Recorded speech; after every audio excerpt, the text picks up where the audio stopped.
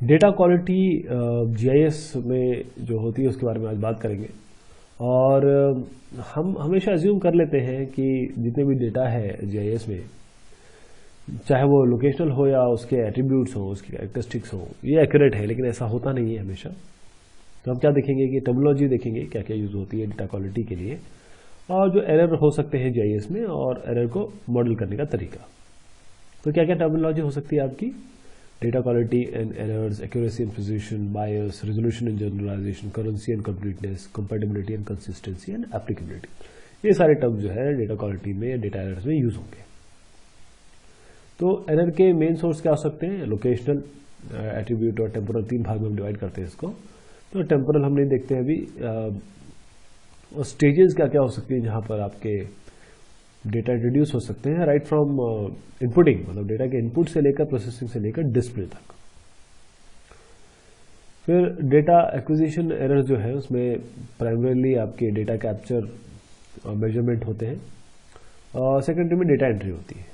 तो ये data acquisition के समय एरर हो सकती है। अब डिजिटाइजिंग के समय हमें क्या देखना पड़ता है कि कोई नो एंटिटीज मिसिंग रहे, कोई सरप्लस एंट्री ना हो, एंट्रीज जो है वो करेक्ट प्लेस और साइज के हो, एंटिटीज करेक्टली कनेक्टेड हो, पॉलीगन्स में एक ही लेबल हो, और ऑल जितने भी एंटिटीज हैं उसमें रजिस्ट्रेशन मार्क्स हो।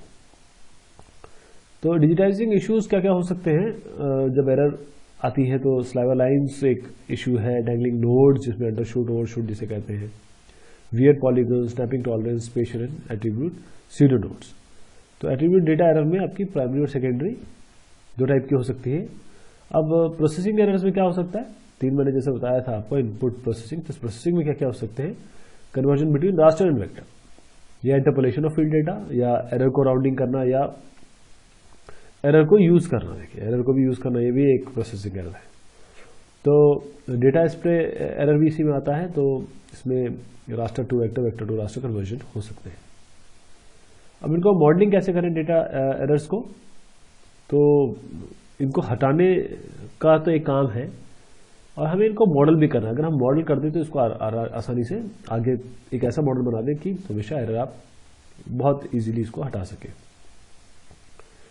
तो इसके लिए कन्वेंशनल स्टैटिस्टिकल मेथड यूज है, जैसे स्टैंडर्ड एरर्स वगैरह।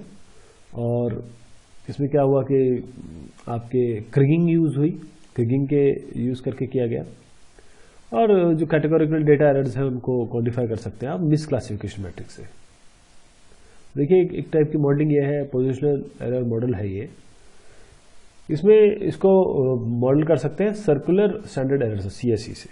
तो यहाँ पर मीन है ऑफ ऑब्जर्वेशन, देखिए यहाँ पर सीएसई है स्टैंडर्ड एरर का, और यहाँ पर सीएसई है 90% ऑफ द ऑब्जर्वेशन यहाँ पर है। ऐसे ही आप मॉडल कर सकते हैं लाइन डेटा को एप्सिलॉन बैंड से। देखिए लाइन है, ये एप्सिलॉन बैंड है इसका। और पॉलीगन डेटा को इस तरीके से कर सकते हैं जहाँ पर आप बता सकते हैं कि कोई चीज़ डेफिनेटली इन है, आउट है, कहाँ है, एम्बिगुअस है।